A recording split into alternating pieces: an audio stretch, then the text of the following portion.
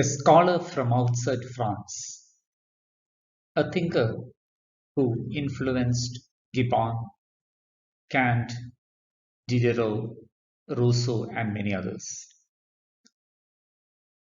A critic whose ideas find parallels with Charles Darwin and Adam Smith. Meet David Hume. As I mentioned, David Hume is not from France. He was born in Scotland. With his contact and close relation with the Enlightenment scholars of France, David Hume carried the mission and spirit of the Enlightenment into England. He attacked Christianity and condemned its miracles. Hume is considered as a historian as well. His non-theological approach to history enabled him to achieve a certain level of impartiality. പുറമോട്ട് ചിന്തിച്ചാൽ മനസ്സിലാകും enlightenment പീരീഡിൽ അതിനു മുമ്പ് ഫ്രാൻസിനെ govern ചെയ്തിരുന്ന ചിന്താഗതികൾ കൂടുതലും religious ആണ്. So ഹിസ്റ്ററിയും അതിന്റെ ഒരു പെർസ്പെക്റ്റീവിലാണ് കാണുന്നത്. സ്വാഭാവികമായും അങ്ങനെ ഒരു കാഴ്ചപ്പാട് there will be lots of partiality. So this may not be something new in these days, but think of those days when someone brings in a non-theological approach to history. And he rejects the idea of the involvement of a divine designer. പ്രപഞ്ചത്തെ സൃഷ്ടിക്കുന്നതിൽ ദൈവികമായ ഒരു സ്വാധീനമുണ്ട്, ഒരു designer ഉണ്ട് എന്ന് അദ്ദേഹം ചിന്തിക്കുന്നില്ല.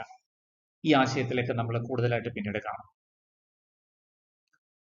ഹ്യൂമിന്റെ പ്രധാനപ്പെട്ട ചിന്താഗതികൾ, his views on reason and passion. He questions the primacy of reason and accepts the dominance of passion. പ്രധാനമായും ശ്രദ്ധിക്കുക, എൻലൈറ്റൻമെന്റ് സ്കോളേഴ്സിന്റെ ഒരു പഠനത്തിൽ പ്രധാനപ്പെട്ട ഒരു എലമെന്റ് ആണെന്ന് നേരത്തെ സൂചിപ്പിച്ചു. Where do they stand on the scale between reason and passion? When we come to Hume, he questions the primacy of reason. Reason ആണോ ഏറ്റവും പ്രധാനപ്പെട്ടത്? He believes that passion should have a dominance. He doesn't ignore reason, but he accepts the dominance of passion over reason.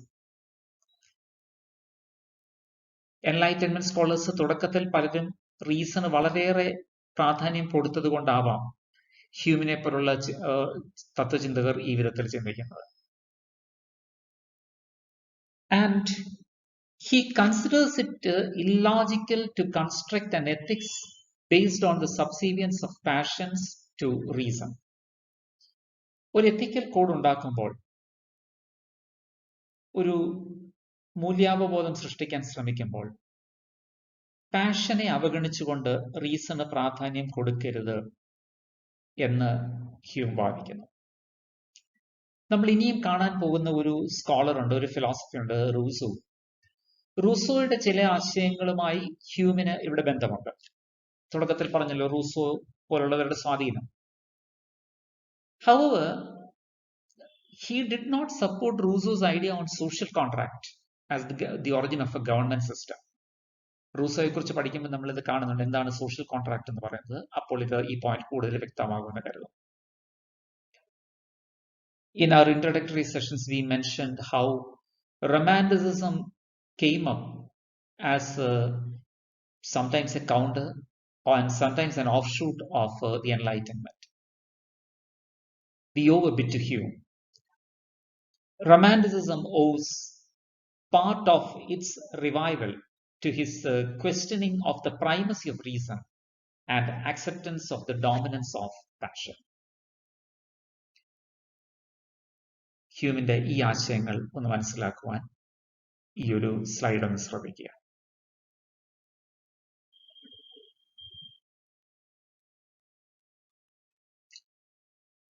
Let's move forward. to the main works of Hume. വളരെയേറെ പുസ്തകങ്ങൾ അല്ലെങ്കിൽ രചനകൾ നമ്മൾ പരിചയപ്പെടുകയാണ്. Do take note of that.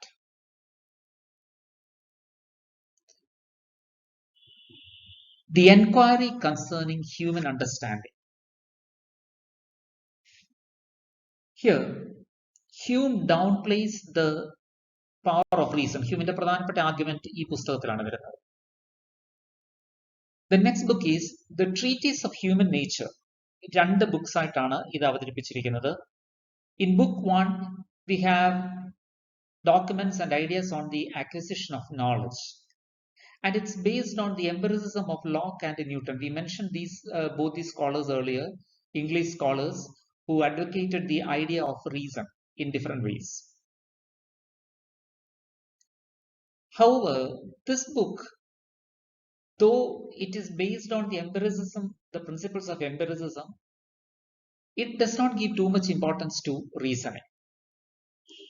In this book, Hume argues out that all our reasonings concerning cause and effect are derived from nothing but custom.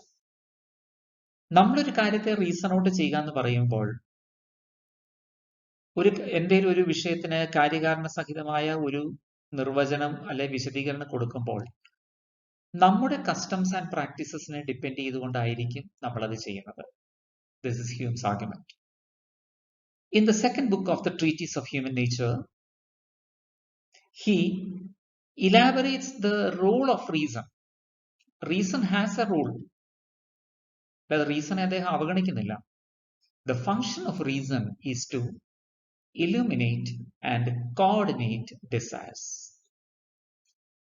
Emotions, when they have an upper hand, when they are treated with significance, there will be a need to illuminate, explain them, help others understand them, and also to coordinate our desires. Reason will have a role here. An inquiry concerning the principles of morals. ഇത് treaties നേരത്തെ കണ്ട വർക്കിന്റെ ഒരു modified version ആണ്. ഇവിടെയാണ് അദ്ദേഹം മിറക്കിൾസിനെ attack ചെയ്യുന്നത്. He says miracles can never be established through false customs or false evidences. The next work, Dialects Concerning Natural Religion. ഇവിടെ ഹ്യൂമിന്റെ ആർഗ്യുമെന്റ് ഒന്ന് ശ്രദ്ധിക്കുക. Just read through that.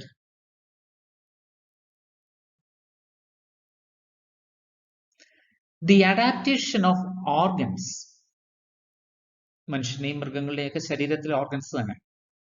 The adaptation of organs to purposes may have resulted not from divine guidance, but from nature's slow and bungling experiments through thousands of years. നമ്മുടെ ശരീരത്തിലെ ഒരു organ ഒരു പ്രത്യേക രീതിയിൽ adapt ചെയ്യുന്നത് ദൈവികമായ ഒരു പദ്ധതി കൊണ്ടൊന്നുമല്ല. ആയിരക്കണക്കിന് വർഷങ്ങളിൽ പലതരത്തിലുള്ള പ്രകൃതിയുടെ പരീക്ഷണങ്ങൾ, ചില പരീക്ഷണങ്ങൾ പാളിപ്പോയിട്ടുണ്ടാവാം, അതിൽ കൂടെയാണ്. ഡാർവിന്റെ ഒരു ഐഡിയ ആണ്. ഡാർവിന്റെ നാച്ചുറൽ സെലക്ഷൻ എന്നുള്ള ഐഡിയയുടെ ഒരു പശ്ചാത്തലം നമ്മളിവിടെ കാണാം. So he's anticipating this idea of Darwin. And the book says the world is imperfect, hence there can't be an involvement of a divine designer. തുടക്കത്തിൽ ഈ ഒരു ആശയം പറഞ്ഞു. അത് അപ്പിയർ ചെയ്യുന്ന ബുക്ക് ഇതാണ്, ഡയലക്ട്സ് കൺസേണിംഗ് നാച്ചുറൽ റിലീജിയൻ. ഈ ഒരു ആശയം അദ്ദേഹം എക്സ്പ്ലെയിൻ ചെയ്യുന്നു. The world is imperfect, therefore there cannot be the involvement of a divine designer. Text ബുക്കിൽ തന്നെ ഒരു എക്സാമ്പിൾ കൊടുത്തിട്ടുണ്ട്. For instance, there is sometimes too little of water that people die of drought, or too much of it that whole villages are drowned. So that shows the imperfection of the world. ഇങ്ങനെ ഒരു ലോകത്തിൽ ഒരു divine designer ഉണ്ട് എന്ന് വാദിക്കുന്നത് എങ്ങനെ? ഇതാണ് ഹ്യൂമിന്റെ ഒരു ചിന്താഗതി. Next work, Political Discourses and Essays and Treatises. രണ്ട് വർക്ക്സ് ആണത്. ഇതിലെ കോമൺ ഐഡിയാസ് ആണ് പറയുന്നത്. ടെക്സ്റ്റ് ബുക്കിൽ political discourses and essays എന്നായിരിക്കും appear ചെയ്യുന്നത്, but note that political discourses, that is one work, essays and treatises, that's another. Wealth consists not of money but of commodities in circulation. The circulation of money should be in relation to the amount of goods in the market.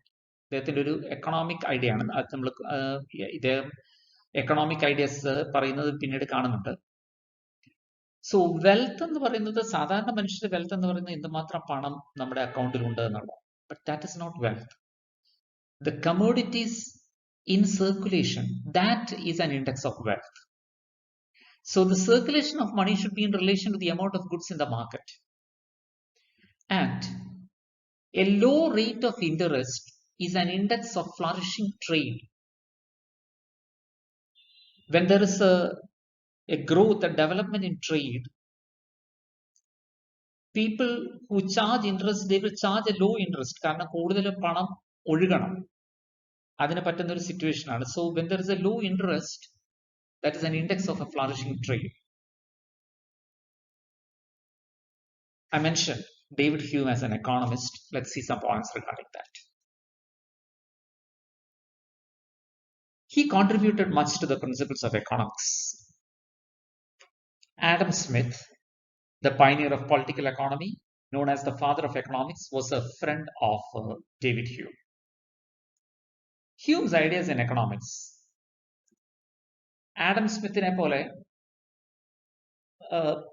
വളരെ particular ആയിട്ടുള്ള പോയിന്റുകളല്ല അദ്ദേഹം കൊടുക്കുന്നത്. He formulated general principles and presents his arguments in a lucid way. He did not work out a system like Adam Smith did. അദ്ദേഹത്തിന്റെ ഒരു ഉൾക്കാഴ്ച, workers could gain advantage through collective bargaining. This came true. To explain that in a layman's language, നെൽകൃഷിയുള്ള സ്ഥലത്ത് കൃഷി ചെയ്യുന്ന ഒരാള് തന്റെ products വിൽക്കാനായിട്ട് ശ്രമിക്കുന്നു. അദ്ദേഹം ഒരു ബാർഗെയിനിങ് ലെവലിലേക്ക് വരുന്നു. തന്റെ പ്രോഡക്ട്സിന്റെ വില മറ്റുള്ളവർ വിൽക്കുന്നതിനെക്കാട്ടിൽ കുറച്ച് കൊണ്ടുവരുന്നു. അദ്ദേഹത്തിന്റെ പ്രോഡക്ട്സ് പെട്ടെന്ന് വിറ്റു എന്ന് വരാം. But when there is A collective bargain, when all the farmers decide together the value of the product, അത് എത്രമാത്രം കുറച്ച് കൊടുക്കാം, അവർ മാർക്കറ്റിൽ അനൗൺസ് ചെയ്യുന്ന വില എന്താണ്, ഒരു ബാർഗെയിനിങ് വന്നാൽ അവർ ഓരോരുത്തരും ഏത് ലെവൽ വരെ കുറച്ച് കൊടുക്കാം എന്നൊക്കെയുള്ളതിൽ ഒരു ധാരണയുണ്ടെങ്കിൽ, that is a collective bargain. So that will be advantageous to the workers. He advocated, encouraged exports. Export means much more than a greedy craze for wealth. When we send out something, it is not just because we want money. അതിനപ്പുറമായിട്ട് exports ഒരു significant contribution ഉണ്ടാക്കുവാൻ സാധിക്കും. Since each nation has advantages of climate, soil, material and skill, what is export? It is the interchange of products that will be beneficial to all countries.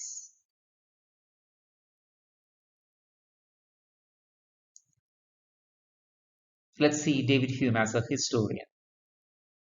He showed how history could be approached from a non-theological perspective. ഈ ലെക്ചറിന്റെ തുടക്കത്തിലും ഇത് പറഞ്ഞിരുന്നല്ലോ. Thus he was able to achieve a remarkable degree of impartiality.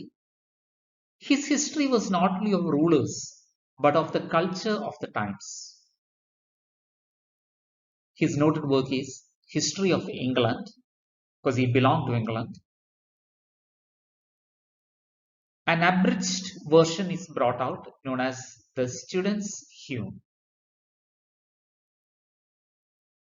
After the death of Hume, within a few years, there were many copies made of these two works. And even now, David Hume continues to be an inspiration for thinkers of economics and practitioners of history. Thank you.